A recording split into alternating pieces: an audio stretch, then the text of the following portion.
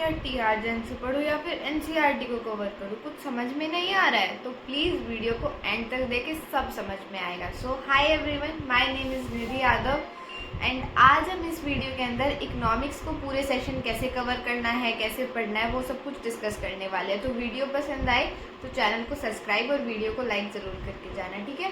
तो अब हम बात करते हैं कि कौन सी बुक जो है सबसे पहले बेस्ट है इकोनॉमिक्स के लिए। तो एनसीईआरटी तो जैसे आपकी है ही है, देखो एनसीईआरटी को लीव नहीं करना है, पर ये भी नहीं है कि आपको डायरेक्ट एनसीईआरटी से ही पढ़ना स्टार्ट करना है। ऐसा कोई भी नहीं करेगा कि डायरेक्ट एनसीईआरटी उठाओ।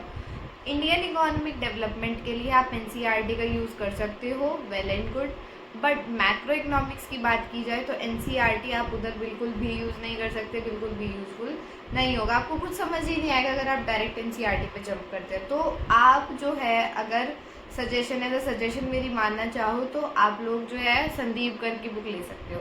वहीं बात की जाए तो कुछ चैप्टर्स ऐसे हैं जो कि टीआरजन के अंदर अच्छे, तो उन चैप्टर का पीडीएफ मैं आप लोगों को प्रोवाइड करा दूंगी, ठीक है। मैं आपको पूरी टीआरजन का ही पीडीएफ दे दूंगी, आप लोगों को जो अच्छा लगता है आप फॉलो कर सकते हैं, ठीक है। तो उसके बाद बात आती है कि हमने संदीप गर्ग को क्यों चूज़ किया, क्योंकि जो संदीप गर्ग है ना, उसकी लैंग्वेज बहुत ज़्यादा ईजी है, आप खुद पढ़ के भी समझ सकते हो। और बात आती है इंडियन इकोनॉमिक डेवलपमेंट में, तो उसमें भी संदीप गर्ग में जितना एनसीईआरटी में है वही दिया हुआ है, पर वो इंडियन इकोनॉमिक वाली बुक के लिए आप जो है सिर्फ एनसीईआरटी भी पढ़ सकते हैं, अगर कोई बच्चा जो है उसके लिए रेफरेंस नहीं लेना चाह रहा तो। आगे बात आती है कि कैसे हमें जो है पहले अपनी रेफरेंस से समझ कर फिर एनसीईआरटी को कैसे कवर करना है, क्वेश्चंस कैसे लगाने हैं, क्या करना है। तो देखो, सबसे पहले अगर आप लोगों ने मैक्रो इकोनॉमिक्स स्टार्ट किया तो मैक्रो इकोनॉमिक्स को ही फिनिश करो। एक फ्लो बन जाता है पूरी बुक में जो कि बहुत ही ज़्यादा आप लोगों के लिए जो है इफ़ेक्टिव होगा वो फ्लो पढ़ने के लिए। तो क्या करना है, पहले एक ही बुक को कंप्लीट करना है, फिर दूसरी पे आना है। अगर मैक्रो इकोनॉमिक्स पहले पढ़ते हो तो कुछ इंडियन इकोनॉमिक डेवलपमेंट वाली बुक की भी टर्म्स आप लोगों को क्लियर होने लगी, तो पहले उस बुक को पढ़ो।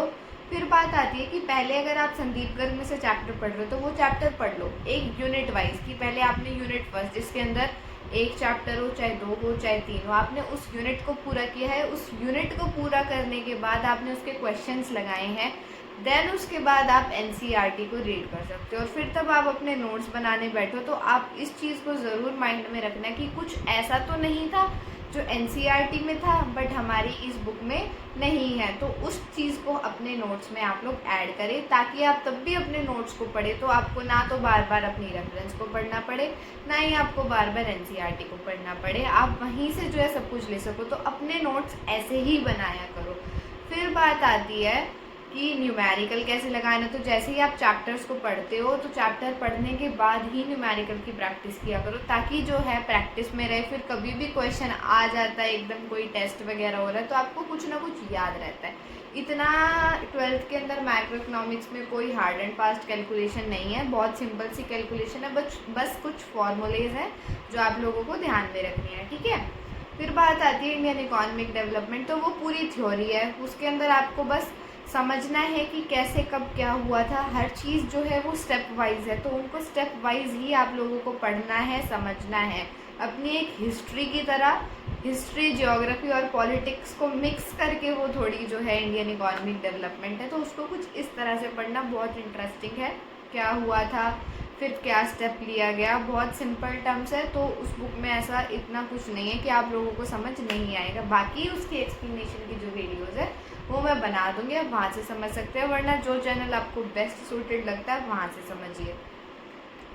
अब बात आती है कि अगर इकोनॉमिक्स में 95 प्लस मार्क्स लाने हैं तो कैसे पढ़ना है। तो देखो, इसके लिए सबसे पहले आप जो चैप्टर पढ़ रहे हो या तब भी आपका टीचर पढ़ा रहा है तो आपको बहुत ही ज़्यादा टेंशन देनी है, ठीक है। उसके बाद उसको तब भी आप घर आके पढ़ते हो तो चीज़ों को हाईलाइट ज़रूर किया करो। हाईलाइट करने के बाद बात ये आती है कि आप एनसीईआरटी को भी साथ साथ कवर कर रहे हो और फिर अपने नोट्स बना रहे हो, ताकि आपकी दोनों चीज़ें कवर होती जा रही है, कुछ भी मिस नहीं हो रहा। क्योंकि देखो, जो 1-2 नंबर कटते हैं ना, वो ऐसी ही जगह कटते हैं जहाँ हम या तो कोई सिली मिस्टेक करके आते हैं, हम कोई ऐसी चीज़ आ जाती है कि जो हमने छोड़ दी होती है कि यार ये थोड़ी आएगा, तो कुछ भी लीव नहीं करना है। कोई बॉक्स है चाहे कुछ भी, आपको कुछ भी लीव नहीं करना है, एटलीस्ट 1 टाइम तो पढ़ना ही है। क्योंकि एमसीक्यूज देख के कई बार हमें ना याद आने लगता है, मैंने शायद ये वहाँ पे पढ़ा था, आप रिलेट कर पाते हो, तो कोई भी मौका नहीं छोड़ना है। उसके लिए आपको कोई भी चीज़ जो है वो लीव नहीं करनी है, ठीक है। उसके बाद बात आती है कि क्वेश्चंस की प्रैक्टिस। तो जैसे ही आप एक चैप्टर को खत्म करते हो तो जो उसकी बैक एक्सरसाइज होती है ना, बैक एक्सरसाइज को ज़रूर प्रैक्टिस करना है। तो आपको बैक एक्सरसाइज को बहुत ही ज़्यादा अच्छे से कवर करना है कि कोई भी क्वेश्चन मिस ना हो। एक उससे ही होता है आपका क्रॉस चेक हो जाता है कि आपने सब पढ़ लिया है। अगर कुछ ऐसी टर्म आ जाती है जो आपको लगता है कि यार मैंने तो नहीं पढ़ा, फिर आप उसको दोबारा पेज पलट के देखने जाते हो, जिससे वो चीज़ ज़्यादा टाइम तक याद रहती है।